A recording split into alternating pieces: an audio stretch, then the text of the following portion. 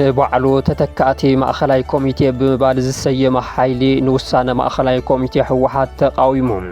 እቲ ውዳበ በዓል 6 ነጥቢ መግለፂ ቅዋም ዕላው ገይሩ ውድብ ስምረት ካብ ላዕለዎት ኣመራርሓ ስርዓት ብልጽግና ኣንፈት ተዋሂብዎም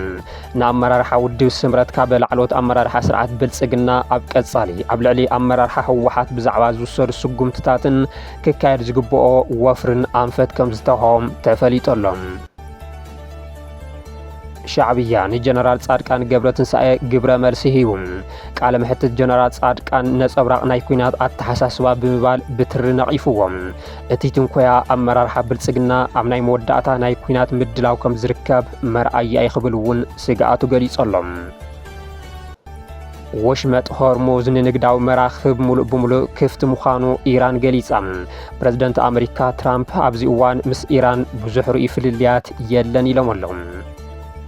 ዝኸበርኩም ተኸታተልቲ ትግራይ ቱዴይ ከመይ ትኾኑ ነዚ ሰዓት ዝሓዝናዮም ምዕባለታት ቀንዲ ነጥብታት ብምቕዳም ጀሚርና ኣለና ንቻናልና ላይክ ሼርን ሳብስክራይብ እናገበርኩም ንኽትከታተሉና ብምዕዳም ሕዚ ናብ ዝርዝሮም ክንሰግር ንባዕሉ ተተካእቲ ማእኸላይ ኮሚቴ ብምባል ዝሰየመ ሓይሊ ንውሳነ ማእኸላይ ኮሚቴ ህወሓት ተቃዊሙ እቲ ውዳበ በዓል 6 ነጥቢ መግለፂ ቅዋም ዕላው ገይሩ ብዕድመ ምኽንያት ተኣኺሎም ካብ ማእኸላይ ኮሚቴ ውድብ ዝተሰናበቱ ነባራት ኣመራርሓ ህወሓት ተተካእቲ ማእኸላይ ኮሚቴ ብዝብል ስያሜ ንባዕልቶም ዝወደው እንትኾኑ ዝሓለፈ ፖለቲካዊ ስልጣን ንምሕዳስ ዝግበር ዝኾነ ይኹን ምንቅስቃስ ንትግራይ ከም ዘይረብሕን ከም ዘይቕበልዎን ገሊፆም ቤት ጽሕፈት ካውንስል ተተካእቲ ማእኸላይ ኮሚቴ ህወሓት ትማሊ ዓርቢ 9 ሚያዝያ 2018 ዓመተ ምህረት ኣብ ዘጾም በዓል 6 ነጥቢ መግለፂ ቅዋም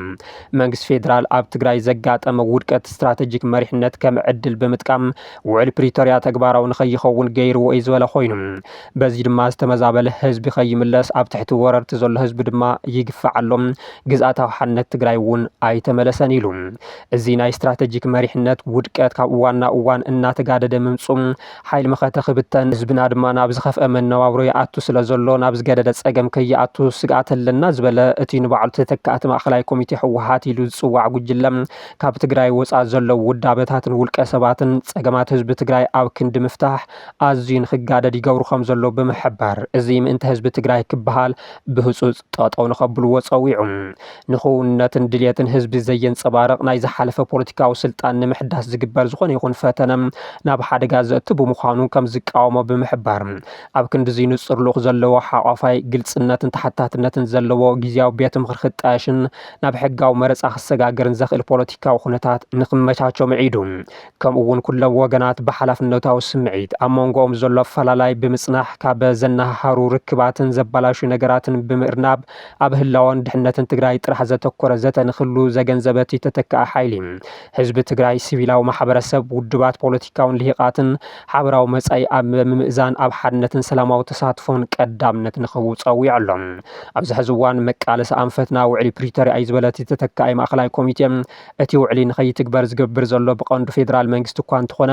ኣብ ውሽጥና ዘሎ ዘይምዕሩይ ፖለቲካዊ ኩነታት እውን ከቢድ ዋጋ ኣኽፊልናን የኽፍለናን ስለ ዘሎ ነዚኦም ኣሪብና መቃለሲ መንገድና ኮይኑ ክቕፅልን ንኽኽበርን ንጽውዕ ኢሉ እቲ ብዕሊ ብመንግስቲ ፌደራል ዝፈረሰ ውዕሊ ብኸመይ መቃለሲ መንገዲ ኮይኑ ዝቕፅል ንዝብል ሕቶ ግና እቲ ሓይሊ ኣይጠቐሰን ዲያስፖራ ትግራይ ከምቲ ዝጀመርዎ ንኹሎም መንግስታት ኣህጉራውያን ትካላት ውዳበታት ሰብኣዊ መሰላትን ፍትሒ ንትግራይ ኣብ ዓለም ለኻዊ ኣጀንዳ ትኹረት ክወሃቦ ብምግባር ዳግማይ ቅያን ክሰርሑ እውን ጸዊዖሎም ንዓመታት ኣባላት ማእኸላይ ኮሚቴ ኮይኖም ኣብ ዕድላት ህዝቢ ትግራይ ዝውስኑ ዝነበሩ ኣመራርሓ ዝሓቆፈ እዚ ተተካኢ ማእኸላይ ኮሚቴ ብዝብል ዝተኣከቡ ኣካላት ኣብዚ ሕዚ እዋን ኣብ ትግራይ ዝረአ ዘሎ ሓደጋ ኣተሓሳሲብዎም መፍትሒ ሓሳብ ምቕራቦም እኳ ጌጋ እንተዘይሃለዎ ነቲ ዝነበሩሉ ማእኸላይ ኮሚቴ ብተደጋጋሚ ነቐፌታን ተቕርቡ ምርኣዮም ግና ብኻልኦት ብምትክኦም ቅሬታ ዘለዎም ከም ዘምስሎም ሕዚ እውን ኣብዚ ዕድሚኦም ንሕወሓት ኮርሱ ዝህቅኑ ምዃኖም ዘርኢ ብምባል ኣባላትን ደገፍትን ሕወሓት ይነቕፍዎም ኣብቲ ንባዕሉ ተተካኢ ማእኸላይ ኮሚቴ ሕወሓት ንዓመታት ሓላፊ ቤት ጽሕፈት ሕወሓት ድሓር ድማ ኣካቢ ቦርድ ትእምት ዝነበሩ ኣይተ ቴድሮስ ሓጎስ ሓላፊ ኮሚሽን ቁፅር እቲ ውድብ ዝነበሩ ኣይተ ተኽለ ብርሃን ኣርኣያ ርእሰ ምምሕዳር ትግራይ ዝነበሩ ኣምባሳደር ጸጋይ በርሀ ፈጻሚ ስራሕ ትእምት ዝነበሩ በየነ መክሩ ርእሰ ምምሕዳር ትግራይ ዝነበሩ ኣባይ ወልዱ ፈጻሚ ስራሕ ማረት ዝነበሩ ተኽለወይኒ ኣሰፋን ካልኦቱን ዝሓቆፈ እዩ ውድብ ስምረት ካብ ላዕለዎት ኣመራርሓ ስርዓት ብልጽግና ኣንፈት ተዋሂብዎም ንኣመራርሓ ውድብ ስምረት ካብ ላዕለዎት ኣመራርሓ ስርዓት ብልጽግና ኣብ ቀጻሊ ኣብ ልዕሊ ኣመራርሓ ሕወሓት ብዛዕባ ዝውሰዱ ስጉምትታትን ክካየድ ዝግብኦ ወፍርን ኣንፈት ከም ዝተዋህቦም ተፈሊጦሎም ላዕለዋይ ኣመራርሓ ስርዓት ብልጽግናን ብድሕሪት ኮይኖም ድማ ወለዶ ንዝበሃል ውድብ ከም ዝመርሑ ዝንገረሎምን ዶክተር ኣብርሃም በላይ ንኣመራርሓ ውድብ ስምረት ረኺቦም ኣንፈት ከም ዝሃብዎም ተፈሊጦሎም ኣብርሃም በላይ ትማሊ 9 ሚያዝያ 2018 ዓመተ ምህረት ካብ ኣመራርሓ ውድብ ስምረት ዝኾኑ ፕሮፌሰር ክንደያ ገብረ ህይወት ብርሃነ ገብረ ኢየሱስ ሃፍቱ ኪሮስ ነጋ ሰፋን ኣልማዝ ገብረ ጻድቅን ብምርካብ ኣመራርሓ ሕወሓት ንምጥፋእ ኣብ ዝተተሓዘ መደብ ከም ዝተማየጡ ዝወፁ ሓበሬታታት ኣመልኪቶም ማእኸላይ ኮሚቴ ሕወሓት ኣብዚ ሕዚ እዋን ዝተፈላለዩ ውሳነታት ምሕላፉ ስዒቡ ስርዓት ብልጽግና ኩናት ንምኽፋት ኣብ ምሽብሻብ ከም ዝርከብ እናተገለጸ ኮይኑ ቅድሚ እቲ ኩናት ግና ዝተጀመሩ ስራሕቲ ፕሮፓጋንዳ ተጠናኺሮም ንክቕጽሉ ይድለም በዚ ድማ ቅድምን ኣብ እዋን ኩናት ትግራይን ቀንዲ ማሽናት ፕሮፓጋንዳ ስርዓት ብልጽግና ዝነበሩ ተወለድቲ ኣምሓራን ኦሮሞን ኣብዚ ሕዚ እዋን ብህዝቢ እምነት ስለ ዘይብሎም ካብ ሚድያ ፕሮፓጋንዳ ንክወፁ ዝተገበረ እንትትከውን በዓልቶም ብበዓልቶም ብዝብል ስልቲ ተጋሩ ቀንዲ መሳርሒ ንክኾኑ ኣንፈት ተቐሚጡ ክስርሐሉ ከም ዝመፀ ዝፍለጥ እዩ በዚ እውን ብፍላይ ካብ ሕወሓት ብምውፃእ ናብ ኣዲስ ኣበባ ሃዲሞም ስምረት ዝተባሃለ ውዳበ ዘጣየሹ ተጋሩ ኣብ ትግራይ ደጋፊ ስለ ዘለዎም ንኣመራርሓ ትግራይ ኣብ ምጽላብ ብዕቱ ንክነጥፉ ብመሰረት ዝተቐመጠ ኣንፈት ንሚድያታት ስርዓት ብልጽግና ዕለቕሊቖም ይርከቡ ሕዚ ካብ ኢቲቪ ክሳብ ፋና ካብ ግልጋሎት ዜና ኢትዮጵያ ክሳብ ፕረስ ድርጅት በብመዓልቱ ኣጀንዳ ህዝቢ ትግራይ ንጎኒ ገዲፎም መሳርሒ ስርዓት ብልጽግና ኮይኖም ዘለው እዞም ካብ ትግራይ ዝኸዱ ብቐንዱ ድማ ውድብ ስምረት ዘጣየሹ ተጋሩ ኣመራርሓ እዮም ብምዃኑ ካብ ኣይተ ጌታቸው ረዳ ክሳብ ዶክተር ሽሻይ ኣማረም ካብ ኬርያ ኢብራሂም ክሳብ ኣልማዝ ገብረ ጻድቅ ካብ ብርሃነ ገብረ ኢየሱስ ክሳብ ሃፍቱ ኪሮስ ካብ ጣዕመ ኣርዕዶም ክሳብ ፕሮፌሰር ክንደያ ገብረ ህይወት ካብ ጀነራላት ድማ ካብ ጀነራል ጻድቃን ክሳብ ጀነራል ዮሃንስ መንጋግን ጀነራል ሳሙራ ዮንስን ኣብ ሚድያታት ብልጽግና ተሰኽቲቶም ዝውዕሉ ኮይኖም ይርከቡ እዚ ብማሕበራዊ ሚድያታት ሓዊሱ ዝካየድ ዘሎ ካብ ኣጀንዳ ህዝቢ ትግራይ ወፃእ ዝኾነ ኣጀንዳ ኣብ ባይታ ኩናት ክሳብ ዝውላዕ ዝያዳ ተጠናኺሩ ንክቕጽል ኣብርሃም በላይ ንኣመራርሓ ውድብ ስምረት መምርሒ ከም ዝሃብዎም ተፈሊጦሎም ኣመራርሓ ሕወሓት ንውዕል ፕሪቶርያ ብዕለ ፍሪሱ ናብ ኩናት ንኽኣቱ ምድላው ስለ ዝወደአ መንግስቲ ፌደራል ስጉምቲ ምኽባር ሕጊ ከም ዝጅምር ብምሕባር እዚ ድማ ኣብ ዝሓፀረ ግዜን ብትሑት ኪሳራ ንምዛም እኹል ምድላው ከም ዘሎም ድሕሪ ምእላይ ኣመራርሓ ሕወሓት ሕዚ ንስርዓት ብልጽግና ዘገልግሉ ዘሎ ኣመራርሓ ስምረት ስልጣን ከም ዝርከቡ ከም ዘረጋገጽሎም ድማ እቶም ዝወፁ ሓበሬታታት ኣመልኪቶም ውዕሊ ፕሪቶርያ ብመንግስቲ ፌደራል ከም ዝፈረሰ ብተደጋጋሚ ዝገለጸ ሕወሓት ሕዚ ኣብ ኣኽሱም ብደረጃ ማእኸላይ ኮሚቴ ኣብ ዘካየደ ኣኼባ ድማ ሕዚ ብበይናዊ ዝተናውሐ ስልጣን ግዜያዊ ምምሕዳር ከም ዘይቕበሎን እቲ ናይ ቅድሚ ኩናት መንግስቲ ናብ ቦትኡ ከም ዝምለሶን ምውሳኑ እናተገለጸ ይርከብ እዚ ድማ ብቐጥታ ምስ መንግስቲ ፌደራል ከላትሞ ከም ዝኽእልን ብልጽግና ሕወሓት ንውዕል ፕሪቶርያ ጥሒስዎ ኢሉ ኣብ ልዕሊ ትግራይ ኩናት ንምእዋጅ ከም ምኽንያት ክጥቀመሉ ከም ዝኽእልን ብዙሓት ስግኣቶም እናገለጹ ይርከቡ ንኣስታት 6 ዓመታት ኣብ ኬንዳ ከርፋሕ ናብራ ንኽሕልፉ ዝተፈረዶም ተመዛበልቲ ብተፈጥሮኣውን ሰብ ሰራሕን ሓደጋታት ይህሰዩ ከም ዘለው ተገሊጹ ኣብ ከተማ ዓብዪ ዓዲ ብዝወቕዐ ከቢድ ዝናብ 47 መራሕቲ ስድራ መጽለሊ ኣልቦ ከም ዝኾኑ ተሓቢሩ ጽላል ሲቪል ማሕበረሰብ ምዕራብ ትግራይ ዝዘርግሑ ሓበሬታ ከም ዘመልከቶም ትማሊ 9 ሚያዝያ 2018 ዓመተ ምህረት ኣብ ከተማ ዓብዪ ዓዲ ብዝወቕዐ ንፋስ ዝሓወሰ ከቢድ ዝናብ ሓደ ሙሉእ ህንፃን 7 ተወሰኽቲ ኬንዳታትን ዝዓነዩ እንትኾኑ ብርክት ዝበሉ ተመዛበልቲ ኣብ ሓደጋ ከም ዝወደቑ ተፈሊጦሎም ብምኽንያት እቲ ሓደጋ 47 መራሕቲ ስድራ ማለት እውን 141 እስትንፋስ መጽለሊ ኣልቦ ዝኾኑ እንትኾኑ ንብረት እቶም ወገናት ድማ ሙሉእ ብሙሉእ ከም ዝዓነ እቲ ሓበሬታ ኣመልኪቱ እቶም ተመዛበልቲ ኣብታ መዕቆቢቶም ብዝነበረ ውሕድ ቀለብ እውን ብዝናብ ተበላሽዩን ዝኸፍአ ጥሜትን ስቃይን ዝተቃልዑ ብምዃኖም ኩሉ ሰብኣውነት ዝስምዖ ኣካል መንግስታዊ ትካላትን ገበርቲ ሰናይን ህፁፅ ረድኤት ብምቕራብ ንኽበፅሑሎም እውን ፃውዒት ቀሪቦሎም ኣብ ውሽጢ ዓድን ሱዳንን ዝርከቡ ተመዛበልትን ስደተኛታትን ብተደጋጋሚ ተመሳሳሊ ሓደጋታት ዝበፅሖም ትትከውን ብፍላይ ኣብ ከተማ ሽረ ክረምቲ ብዝመፀ ቁፅሪ ሓደጋ ምዕለላቕ እንትበፅሖም ምርኣይ ዝተለመደ እዩ ኣብ ሱዳን መዕቆቢ ስደተኛታት ተነድባን እምሩኩባን ብዘጋጠመ ተደጋጋሚ ሓደጋ ባርዕ እውን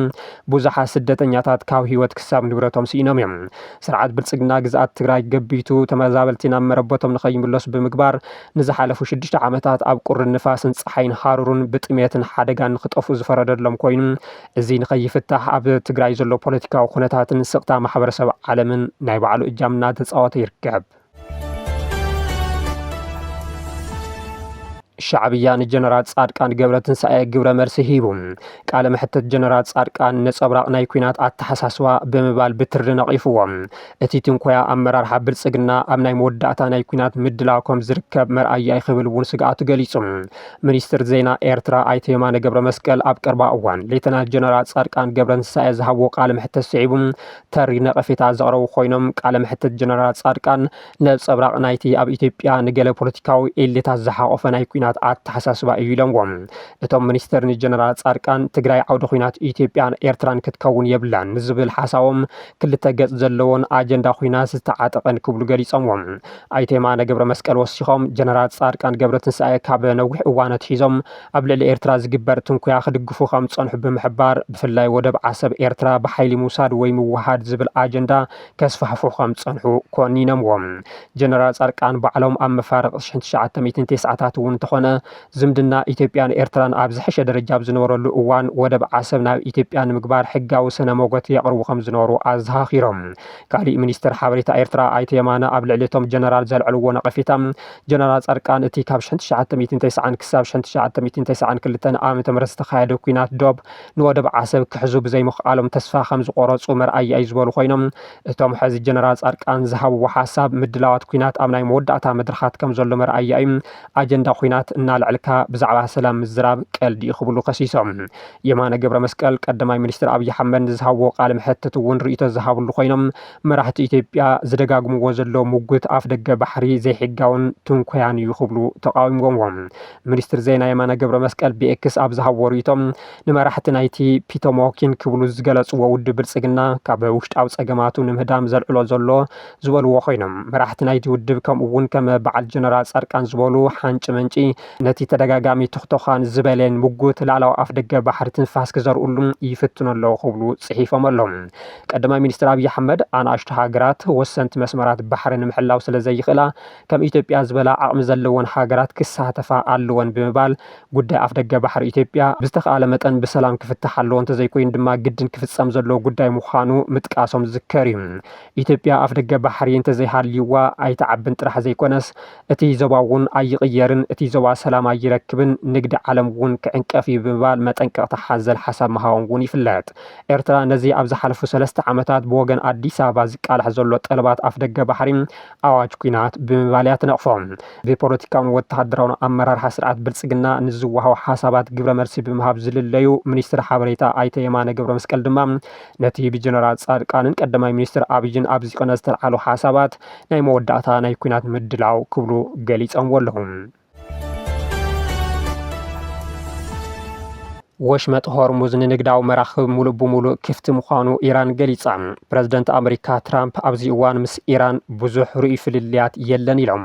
ሚኒስትር ጉዳያት ወጻኢ ኢራን ኣባስ ኣራካቺ ኣብ ሊባኖስ ንዝተኻየደ ስምምዕ ተኽሲ ደው ምባል ስዒቡ መጻበቦ ሆርሙዝ ሙሉእ ብሙሉእ ክፍት ምዃኑ ዕላው ገይሮም ኣሎም ፕረዚደንት ኣሜሪካ ዶናልድ ትራምፕ ኩናት ኢራን ደው ንምባል ዝግበር ስምምዕ ኣብ ቀረባ እውን ክፍጸም ይኽእል ኢሎም ከም ዝኣምኑ ገሊጾም ምንባሮም ይዝከር ሚኒስትር ጉዳያት ወጻኢ ኢራን ኣራካቺ ኣብ ኤክስ ኣብ ዘርግሑ ጽሑፍ ሆርሙዝ ንኹለን ንግዳዊ መራኽብ ክፍቲ ምዃኑ ክፍቲ ዝኾነ ድማ ኣብ መንጎ ሓይልታት እስራኤልን ብኢራን ዝድገፉ ሄዝቦላን ከምኡ እውን ኣብ መንጎ እስራኤልን ሊባኖስን ኣሜሪካ ብዝመርሐቶ ሽምግልና ን10 መዓልትታት ዝጸንሕ ስምምዕ ተኽሲ ምቁራጽ ስዒቡ ከም ዝኾነ ገሊጾም ንልዕሊ 40 መዓልትታት ኣብ ኩናት ዝጸንሓ ኣሜሪካን ኢራንን ብሽምግልና ፓኪስታን ንክልተ ሰሙን ዝጸንሐ ተኽሲ ደው ምባል ተስማዕሚዐን እቲ ተኽሲ ደው ምባል ድማ ዝመጽእ ረቡዕ ክዛዘም እዩ